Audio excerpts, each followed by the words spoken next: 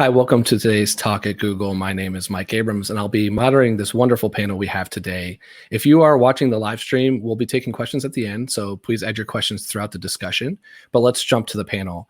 We have an incredible group to talk about the movie Resistance. At the height of World War II, an inspiring Jewish actor who would later become one of the world's most famous performers joins the French resistance to save children orphaned by the Nazis. Today, we are joined by two stars of the movie, Jesse Eisenberg and Bella Ramsey, along with director Jonathan Jakubowicz. All right. Hi, Mike. Thank you all for being here and taking the time today. I absolutely loved the film. And I'd love to kick things off with you, Jonathan. And this is obviously a very personal project. And so I'd love to hear a little bit about how you learned about the story and decided to tackle this film. Thank you. Thank you for having us. And thanks to your audience for being with us. Obviously, yeah, it is a very personal story. And both sides of my family are Holocaust survivors. But that was not the reason I made it. That was, in a way, the reason I didn't think I could make a Holocaust film, because it was too personal and emotional for me. But then I learned that first Marcel Marceau was Jewish and that he saved children in the Holocaust, which I had no idea. And I started getting intrigued and started doing research. At the time, my film Hands of Stone was being premiered at the Cannes Film Festival. And since I was going to France, I thought maybe I could meet some people over there. And that's how I was able to track down George Loinger, who is Marcel's first cousin and was the head of the Jewish Boy Scouts of France during the war. He's the guy who invites Marcel to help him with the children in the film. He was 106 years old, living in Paris when I met him. And I sat down with him for a couple of hours, and he told me a lot of what you saw in the film. And it became obvious that there was nothing I could do with my life before I told this story. 106, yeah, and is the main source of the information for a lot of this story. Yeah, I mean, not the main source, but one of the most important. This definitely the most direct source to the event. The only one I spoke to who was there. And he unfortunately passed away at 108 when we were in post-production. But his entire family saw the film last week, and it was really special because they sent us some of the most beautiful letters I've ever received. That's amazing. Jesse, you joined in on this this project pretty early, and I know there's a lot of parallels to your personal life. But what were your initial thoughts when you heard about this project, and when you jumped on? Yeah, there were so many surprising elements. I mean, I grew up as the son of a birthday party clown. My mother used to wake up at 6 a.m, paint her face like Marceau, and go perform children's birthday parties in New Jersey. She was a big fan of Marceau, but never told me that. So I knew nothing about Marceau. I certainly didn't know he was Jewish, because his last name is so distinctly French because he changed it. And I certainly didn't know, about his activities during World War II.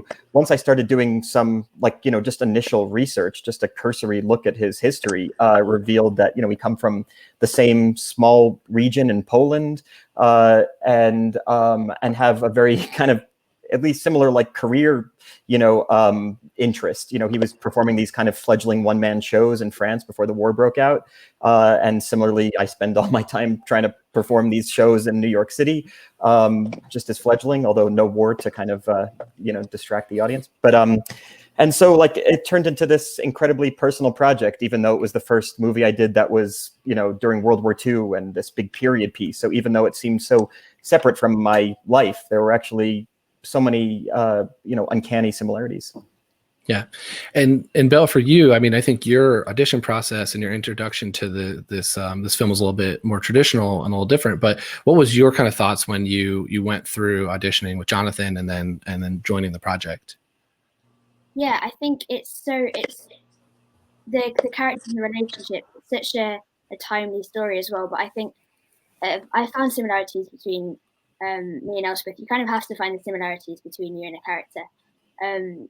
I think I just loved the script didn't shy away from the reality of war and what it actually was, and the vulnerability and the relationships and the emotions. It didn't shy away from that, and that's what I really liked about it. And just the fact that it's telling such an important story, which again is one that nobody knows about Marcel Marceau. I'd heard of him, but I didn't know who he was really. Certainly didn't know that he helped a load of German Jewish kids cross borders into like Switzerland and safe land. So I just thought it was really interesting, and I loved the way that Jonathan wrote the script, and just like being able to talk with him, and yeah, I just loved the project, so I was really happy to get involved. Yeah, that and that's kind of a really a piece that, Jonathan, how you wrote the script is a part I'm fascinated by, because it's a story, again, that I think most people, myself included, didn't know a ton about. So how did you balance the real story, what you knew was fact, versus any creative liberties or the blanks you had to fill in yourself? How do you kind of go about that process as a writer, and then also as the producer, to kind of tell this story in that sense that's based off of a true story, but also with a lot of, it's been a little bit of time? Yeah, I mean, it's always a process, because it's a story that takes place between 6 and 7 years, and you have to come up with a way to tell that whole story in a 2-hour movie. And a lot of the testimonies are decades old and sometimes contradict themselves, and the people remember things in a different way, and it's always a challenge, because you want to be as true to what happened as possible. But there's a point where you understand that the most important thing is to be true to the story, and you start combining episodes that may have happened in different cities or in different moments in time, and combine them to have the narrative coherence that you need to for a story like this. And when Marcel frees his brother, it didn't happen in this massive spectacular square, but you kind of adapt it to a way that can really raise the stakes and be exciting to watch for the audience.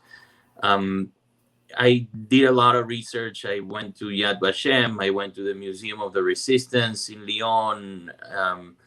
I spoke to George. I even spoke to the Klarsfelds, the Nazi hunters who caught Klaus Barbie in Bolivia.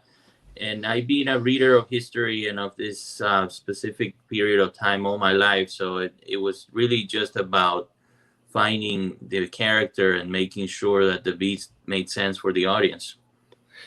So one of those scenes I think I was very interested about was just the intro with Ed Harris. And was that a piece that you had heard that had happened? How much truth was there to that particular kind of intro?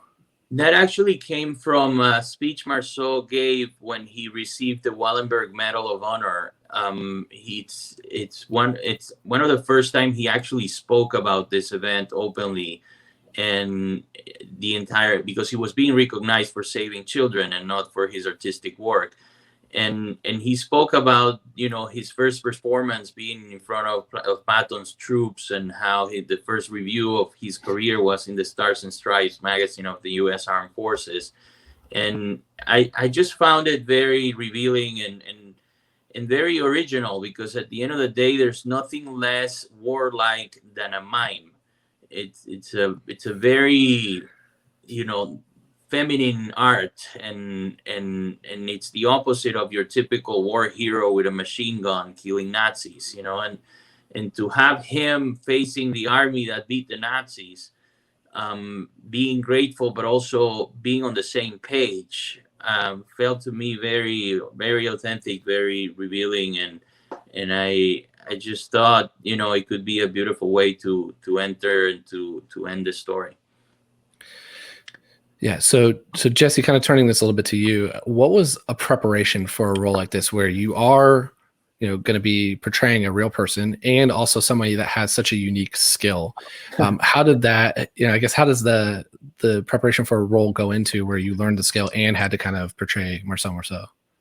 Yeah, it was one of these really unusual experiences, because normally as an actor, you kind of you're a bit of a dilettante. You kind of dip into a skill for a few weeks to learn it so that you can seem, proficient enough for the camera to, kind of trick the audience into thinking you're, good at it. But with this, because I did have a lot of time prior to shooting, and because I was playing a guy who's supposed to be, somebody you'd believe could be the best in the world at his particular craft, I spent 6 or 7 months with this mime teacher who choreographed all of the routines in the movie. He's just a brilliant mime. His name is Lauren Eric Salm, who studied with Marcel Marceau for years at his school in France, and he taught me the history of mime. He taught me the history of Marceau, and he also taught me these routines, and kind of like impressed upon me to take all of these little gestures that only Marceau did, and kind of sprinkle them into the routines, to the point where only other mimes know that I'm doing something that only Marceau did. And it's that kind of specificity that makes you feel as an actor like you're kind of, just more in control of the role, that you feel a sense of like ownership over the role in a way that makes you feel comfortable performing. So the level of like, training I had to do was a lot more for this movie, but it was incredibly welcome. I would say the mime training has turned me into a better actor, because it's kind of, just forced me to kind of consider my body just more than my speech. And how, I mean, you spoke a little bit, but how does this preparing for this role compare to comparing for other roles you've done in the past? Well, I mean, there were some practical things in this movie that I had to learn, like whether it be, 6 months with a French accent coach, so to learn, because we're speaking English, but with French accents. So, it's about learning what the accent would sound like rather than learning the language. So it's kind of a strange thing that probably no one besides actors would ever do. And then, of course, learning mime, and then, just kind of learning about the history, as an American Jew. Mike, you're probably around the same age. So, grew up like with just enough people who were alive to impart their stories, but not enough for it to be kind of like a present thing in our lives. World War II, that is. And so, probably like a lot of, people in our generation, you become very interested, but it also has this kind of feeling of remove. And so it was about kind of like, for me, kind of getting closer to what that experience was like. I have survivor relatives who are still alive in Poland, actually, and then shooting this movie in Central Europe and in Germany, and kind of becoming acquainted with, just reacquainted rather with the horrors of the war, and making them feel as present as possible, so that you can kind of emotionally invest in the right way. So Bill, I'd love to ask a similar question to you, because you had to learn a little bit of Hebrew. So how was that process in kind of immersing yourself in Jewish culture? I don't think there's a ton of a Jewish population where you're from. So how did you kind of approach that? I said, like, I think learning Hebrew actually helped a bit, because it was suddenly like I learned something that was so different from myself I'd never even been exposed to, and that instantly kind of got me into being Elspeth. There's also a Holocaust museum quite near to where I live, so we went to visit that, and I really just tried to. I think you learn about it in school, but it's a different thing to like go to a place and really experience it. And I wanted to make sure I'd done that before filming. And then when I was actually in Prague before we started shooting, there was Jonathan took me to a synagogue, and it was just the first time I'd ever been in. First time that I'd been something that I'd been to church. It's completely different, and just kind of immersed in it that way, and learned all about who Elspeth was. The relations of that Jonathan placed on Elspeth was basically like Jonathan. It was like your aunt, was it? Loosely based off your aunt. Yeah. Just tries to completely understand what it meant to be a German Jewish girl in Germany.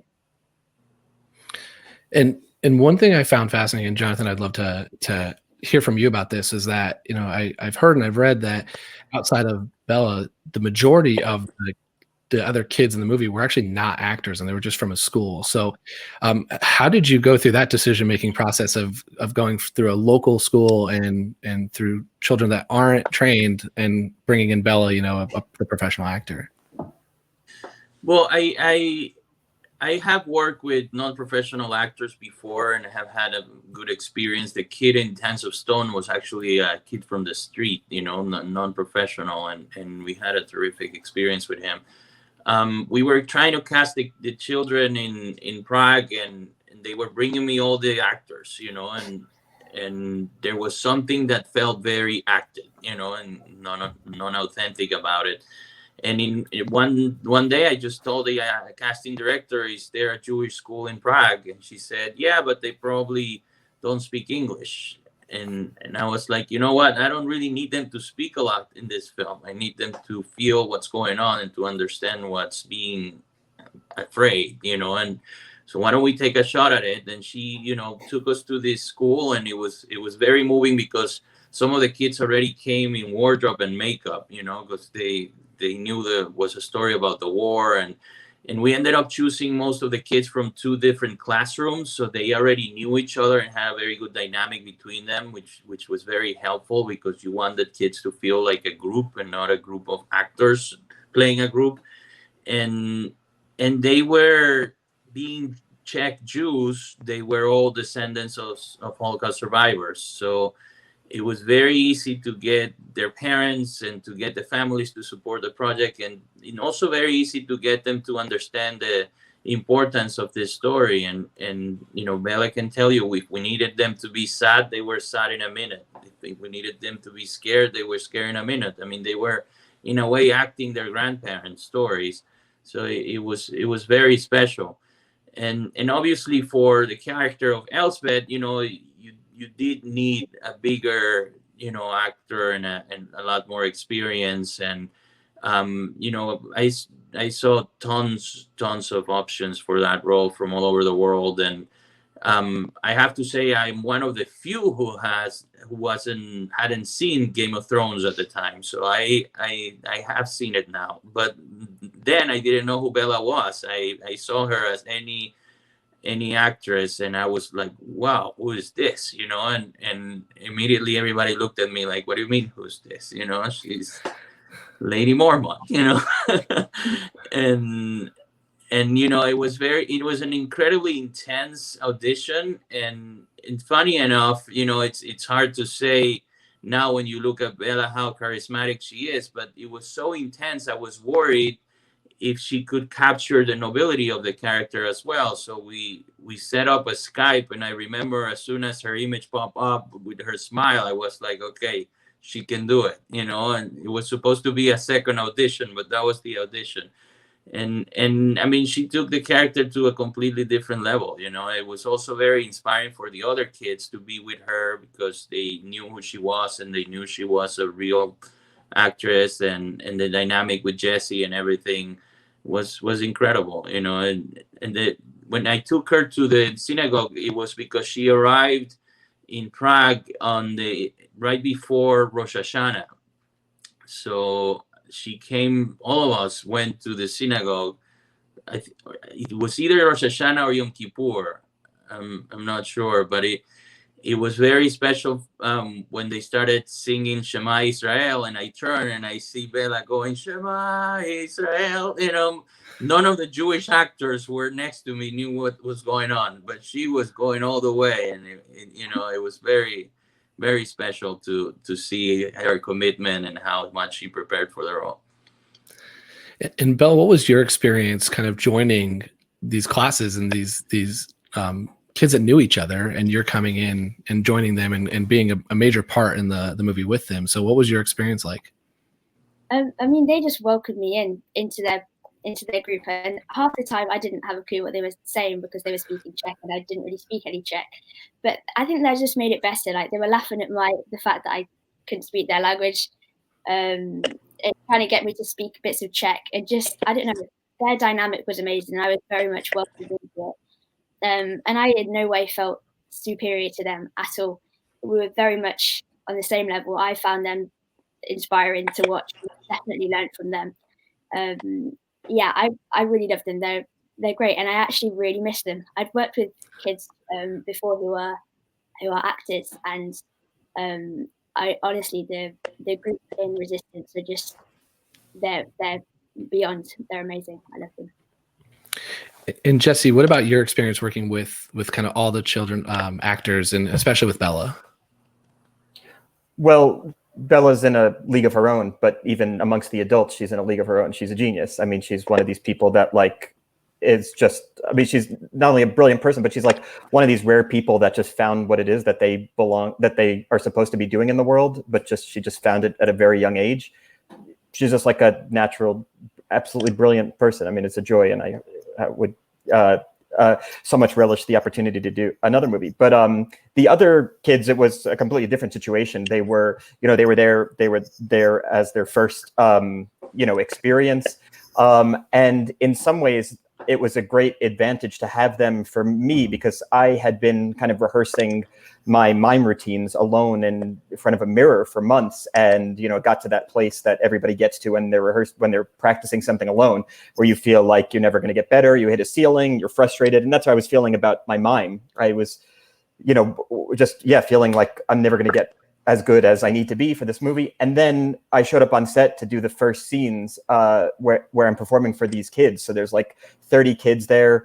The scene is, the kids are distraught. They're obviously recently orphaned. They're in this strange new place. And Marceau starts performing just subtly at first. And suddenly the kids kind of come to life slowly at first. And then they start to realize that actually he is providing something for them. And in turn, he feels like they're providing something for him by enjoying his performance. And that's exactly what happened. I started performing for these kids who have never acted before, so they don't have like a kind of facade or a planned reaction. It was just a kind of natural, instinctive reaction. And they just loved it. Mime is this really special art form that transcends language. It transcends age. It transcends meaning in a lot of ways. You're almost conveying a feeling rather than a literal message. And so these kids just started laughing and interacting, and it was all natural, and it just imbued me, it kind of emboldened me and made me feel that that what I was doing was not only okay, but that it actually had like value for these kids. And to, kind of extrapolate, what it must have been like for Marceau to perform for kids after performing in these, kind of fledgling one-man shows. It must have made him feel like his art form had meaning in a new way. And on a kind of much smaller scale, I started to feel that.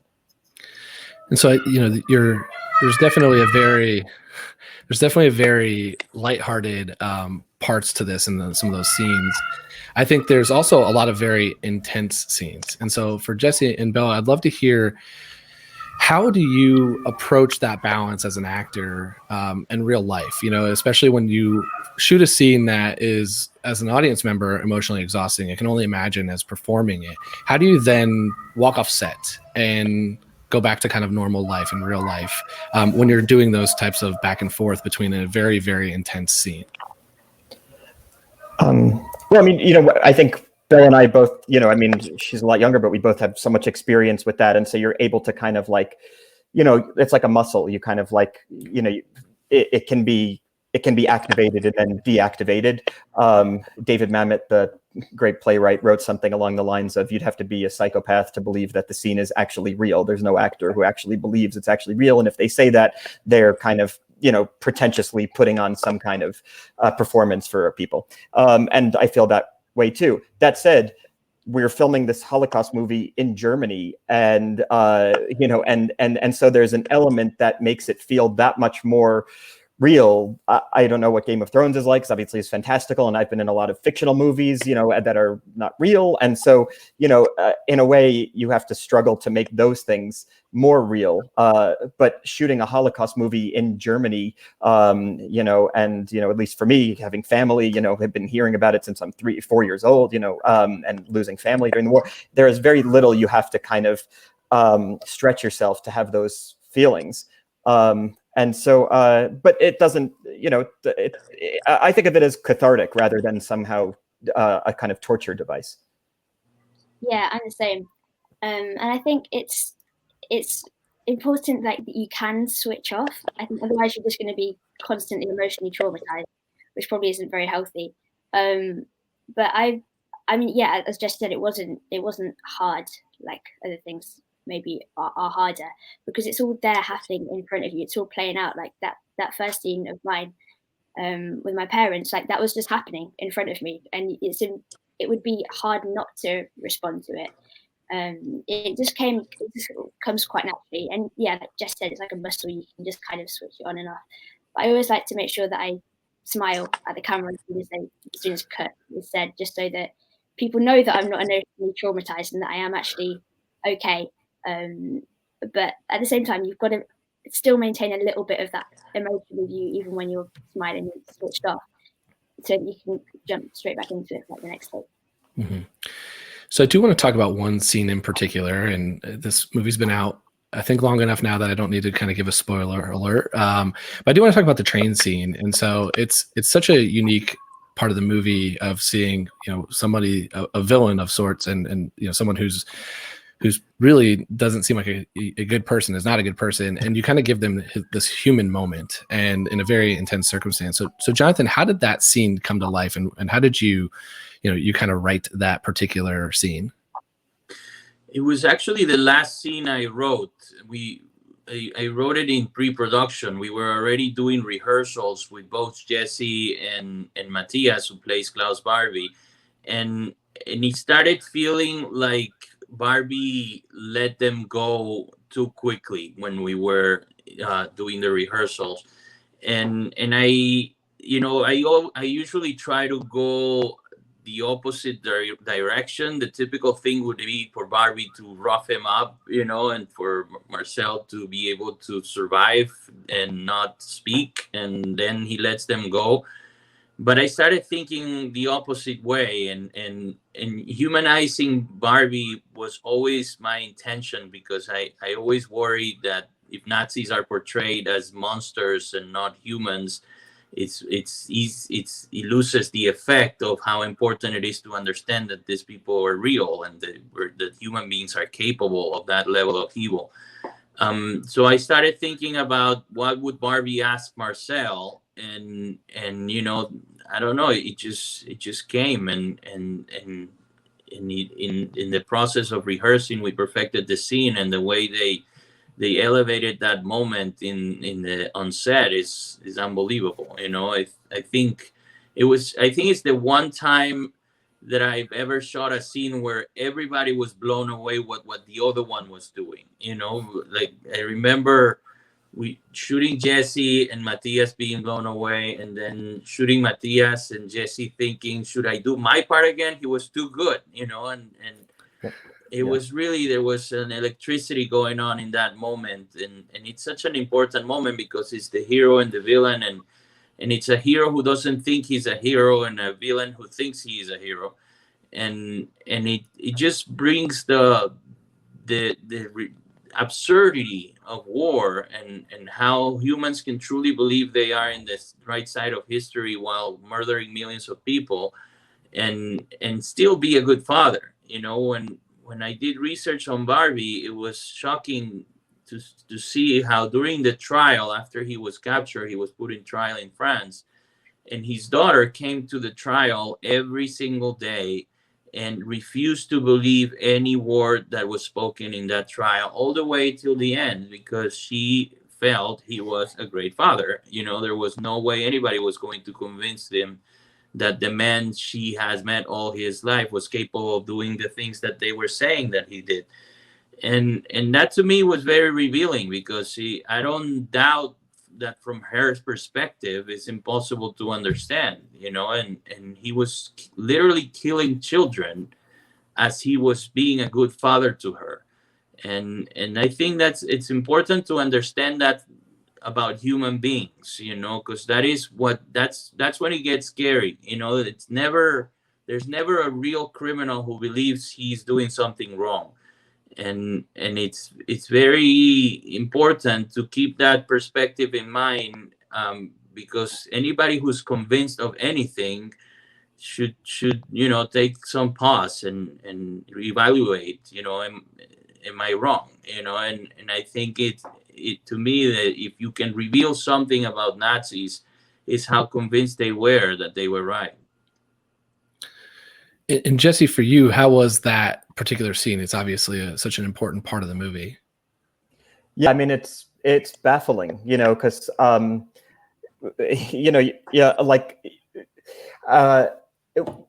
as what Jonathan said is so true and profound, and that there was this human element behind what we now read about as monsters. Retroactively, it's so obvious that these people were on the wrong side of history, that they were monsters, that everything they were doing was unethical, immoral, worthy of not only condemnation, but an entire generations of their culture kind of self-flagellating for decades. And yet at the time, that was not the feeling. And so if I can add anything to what that experience was like, it's that I was viscerally standing there in as much of a mindset of a Jewish person in hiding as somebody can possibly be, given my the nature of my job as an actor, to try to put myself in that headspace, and staring at this other guy who's incredibly charming. And there's a kind of visceral quality that's just completely baffling. They're on a cognitive dissonance where you're having a conversation with somebody and all the elements of their face and socialization and gestures are ones that we associate with normalcy and in some ways humanity and generosity, because he's asking about his family and there's a vulnerability. And yet the cognitive dissonance is just overwhelming because of everything what this person would do to you if they discovered what you were. And so so it's both terrifying and also baffling. And of course I was not in the real situation, so I'm just kind of using my imagination to imagine the absolute terror, horror, and confusion that must have accompanied any kind of interaction like that. So I'd love to kind of almost flip the question. I mean, and hear a little bit about, in the movie, what was your favorite scene to actually shoot or act or make? And maybe, I mean, these are obviously, there's some intense ones that are very important to the movie, but was there anything that was like very fun and energetic that was super enjoyable to be a part of in the process? Yeah, I mean, if you look at like an action movie as like stories separated by action scenes, this movie had an element of that where it was stories, and for me at least as an actor, the way I kind of tracked it was separated by these mime scenes. And so these mime scenes were really kind of like the earmarks for me in the movie. And I just loved them. I mean, partly because I had been practicing them for months and now I had the opportunity to actually perform them, but also because they expressed so much about the story and about the character in ways that dialogue, in ways that, other kinds of action just can't. And so, in particular, the scene you mentioned, performing for Patton's troops, was really, it was enjoyable and also heart-wrenching because I'm performing this story of Marceau's war, which is that, he lost the woman he's in love with. He was given a gun prematurely and is forced to kind of go into combat without any kind of skill set.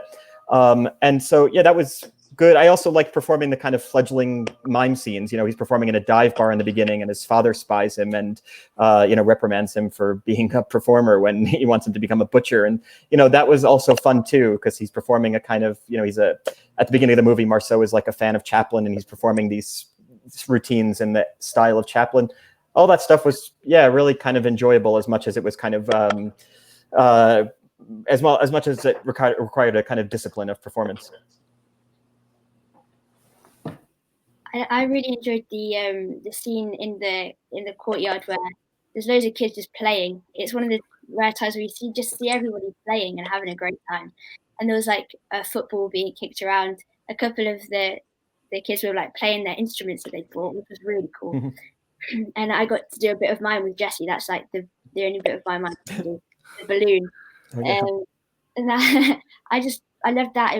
That was just a great day, and I always remember just the fun, and it wasn't like acted fun either. Like in the same way that they don't really act to be upset and emotional. We didn't have to act to have fun. It just kind of happened, and I think you hopefully see that it's genuine fun and genuine enjoyment, despite the atrocities like going on around us. Right. Jonathan, what about you as a producer? How do you? I mean, it's all, I'm sure, super important to you because it's your, you wrote it and produced it.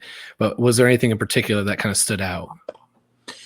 Well, the final pantomime was shot in the Congress Hall, which is in Nuremberg. It's in the Nazi rallying grounds, and the Congress Hall is this coliseum that Hitler was building for himself. It was supposed to be a stadium with 50,000 people capacity with a podium in the center for him to give speeches.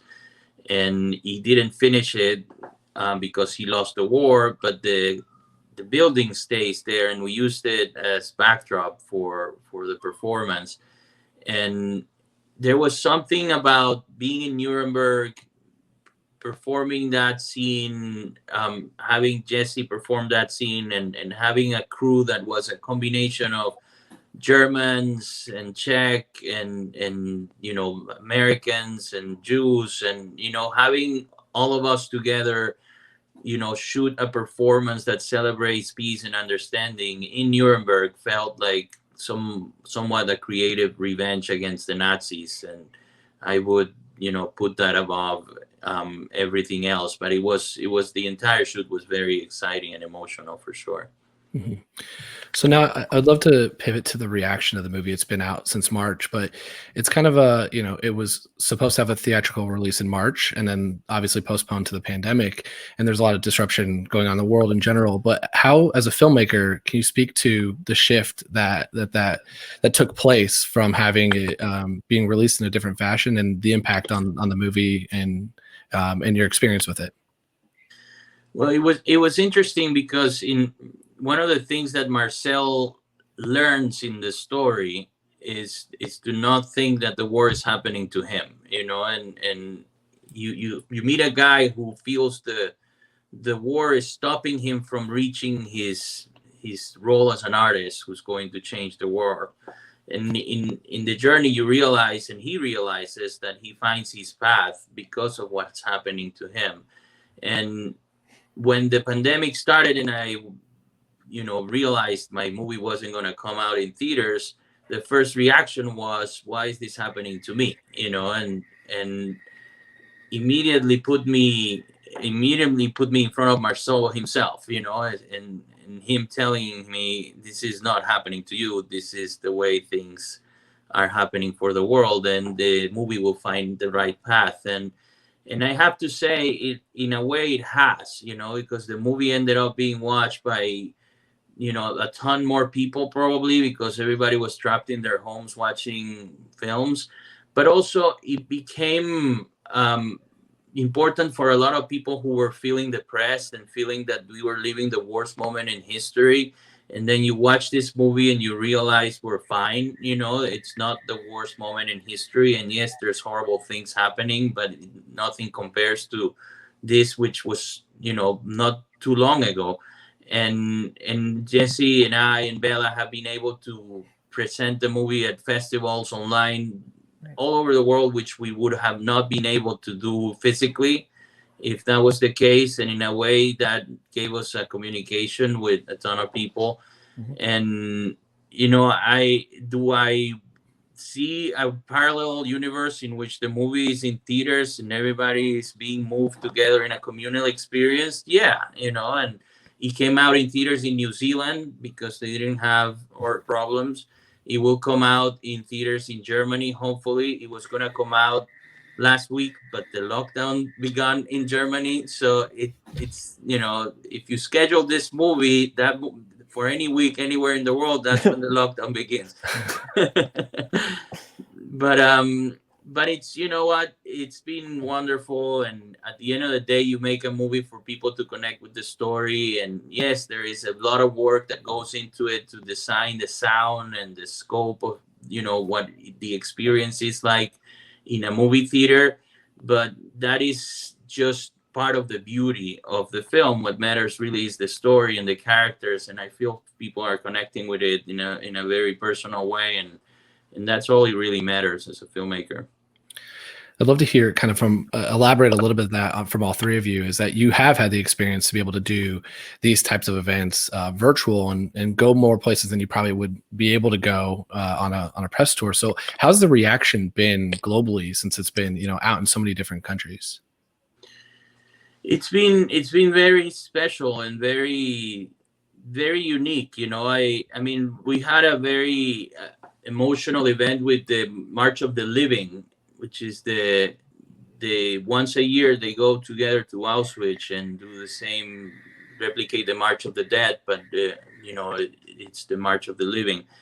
And they, for the first time in decades, they didn't have a March of the Living this year, so they had this movie, and it's hard to explain because it was like 5,000 people watching it.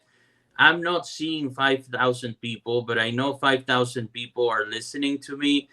When you see it in the Palais, in the most important theater at the Cannes Film Festival, there's 2,000 people. It's an incredibly emotional experience because you feel the energy. It's the biggest stage in the world and 2,000 people are there. But there's something to be said about 5,000 people all over the world who didn't get to go to Auschwitz but are watching your film, and you know, you don't feel the same energy as you feel in the theater, but you do feel it. You know, you feel there's something happening that it's special. You finish the Zoom and you're in your room. You know, you're not in the after party in Cannes, but something happened, you know, and it connected with people, and it's been special like that in different degrees. We did also a very special program with the Museum of Tolerance, and there were 5 Holocaust survivors watching the event, and you know, it's been special, and it's coming out in Israel next week, which is also going to be, you know, particularly special. It's going to be the Jerusalem Film Festival, which is going virtual again. So every one of these experiences is great. I guess the one that I don't like is when it's in a real festival and I can't go. You know, like we had it at the Beijing at the Shanghai Film Festival, and we couldn't go. And we had it at a film festival in France, and we couldn't go. But you know, Clémence Possy and Félix Moari, the actors that play Emma and Alain, were able to go to that festival, and you know, it was special for them, and they told us there was a standing ovation. And I'm here with my wife, who produced the movie, thinking of the standing ovation we didn't get to see.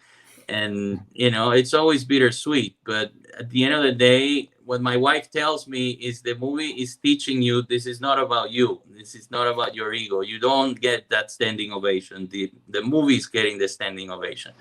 and I think that's an important thing to learn, because it's very easy to fall into ego when you do creative work, and it's anything that can help you with that is a good thing. Jesse and Bill, anything to add based on your experience kind of doing this virtually?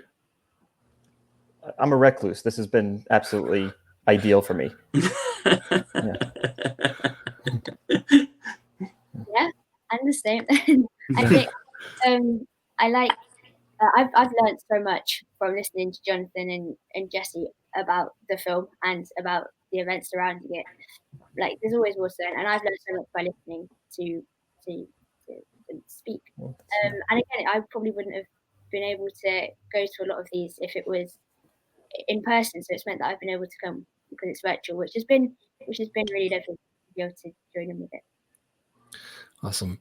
So I do want to open up to audience questions. We have a couple in there, so we will we'll start those in a second. Before we start popping those up, I would love to hear. I know there's it seems like a very memorable story about your experience hosting a Shabbat at the castle. So I'd love if you'd be able to tell that story for us about what that was like. At not shooting, but at the end of your shoot.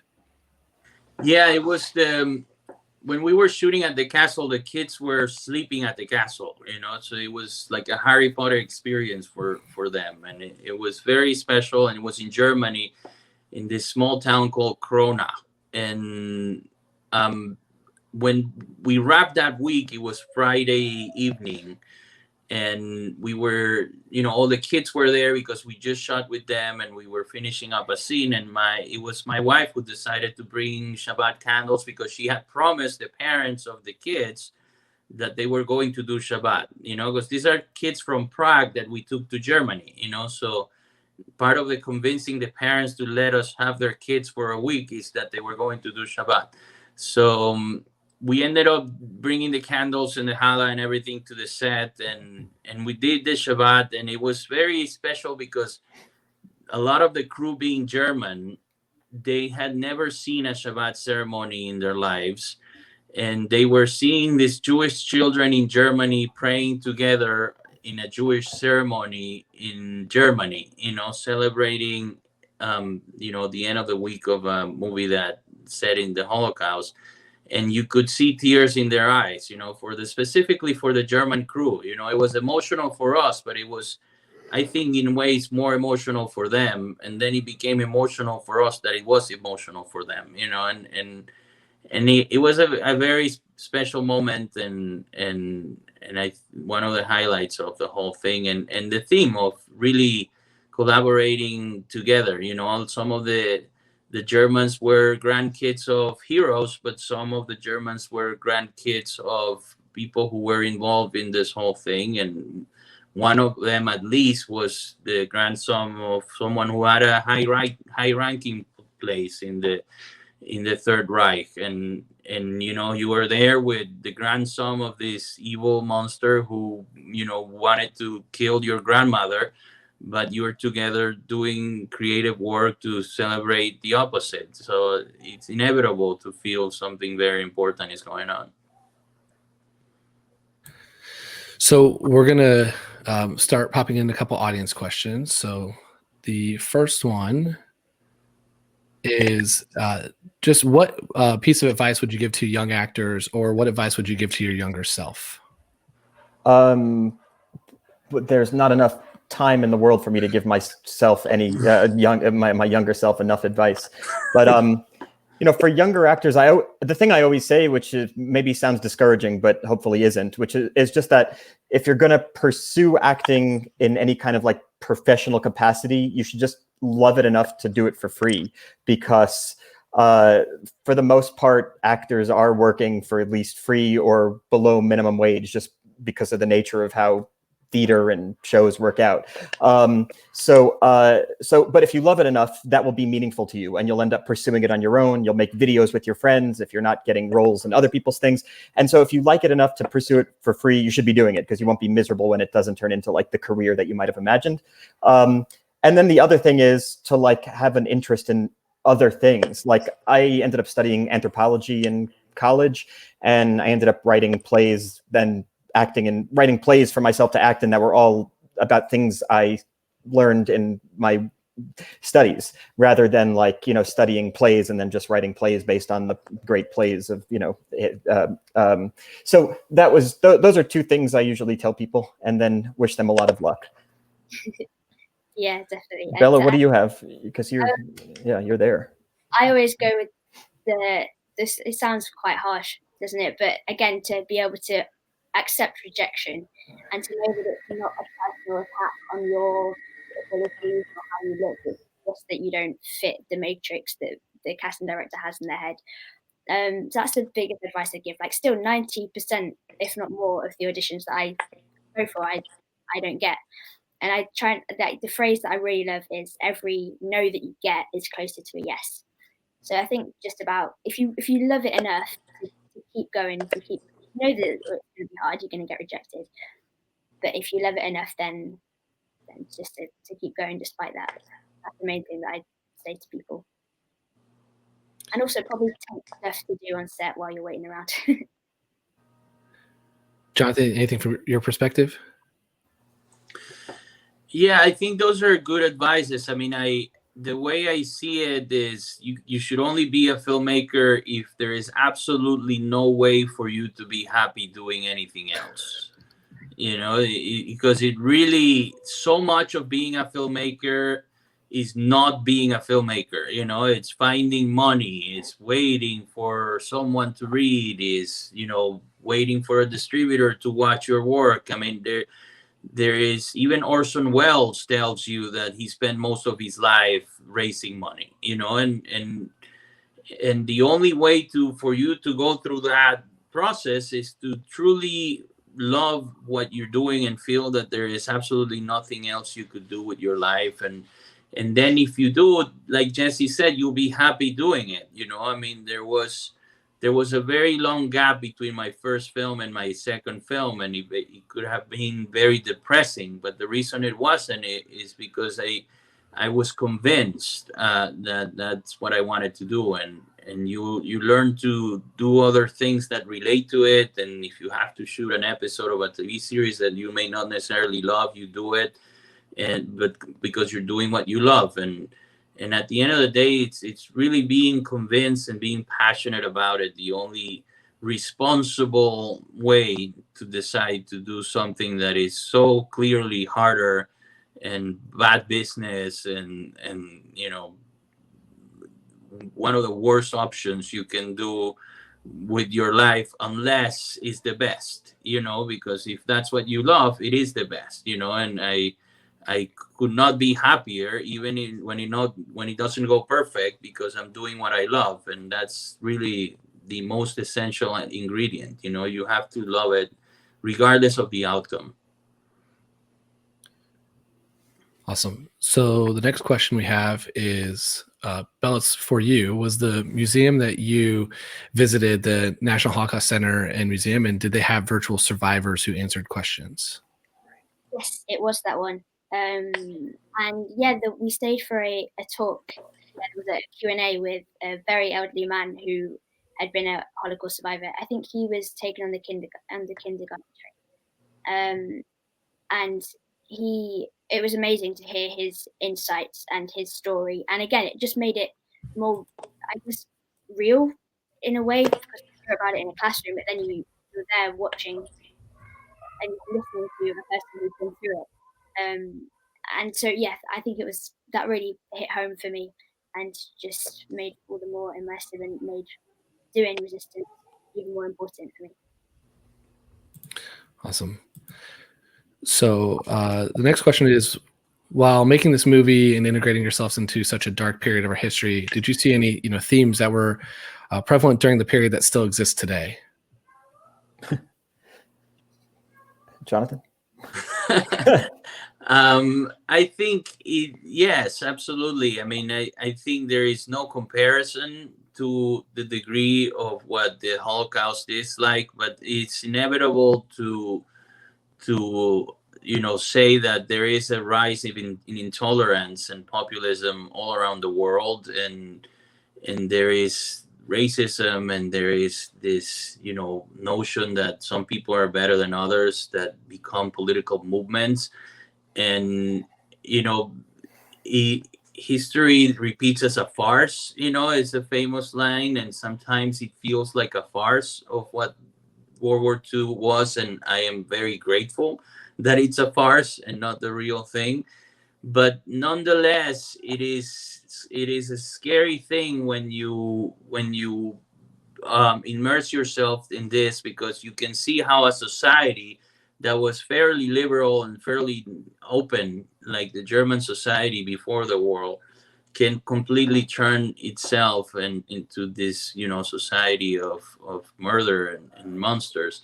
But at the same time, I have to say, a lot of people were depressed in the last 3 years, and everybody was telling me, were you depressed making a Holocaust movie? And I always respond that I was probably the only happy one around, because when you read about what was going on, and then you close the book and you look around about what people are worried about nowadays, you realize how blessed we are. There's no real problems compared to what the problems were not too long ago. And I think it's very healthy to understand history, not only to make sure it doesn't repeat itself, but also to not exaggerate, and appreciate how much better the world has gotten, and work on that without trashing the wonderful things that we do have around us. Yeah. Well, Jonathan, Jesse, Bell, thank you so much for joining us today. It was great having you on as guest, and also a special thanks to IFC Films and to Tamar Simon of Mean Street Management for helping us put this panel together. And thank everyone for watching. Thanks a lot, Mike. Thanks for having us. Thank you. Thanks for everything.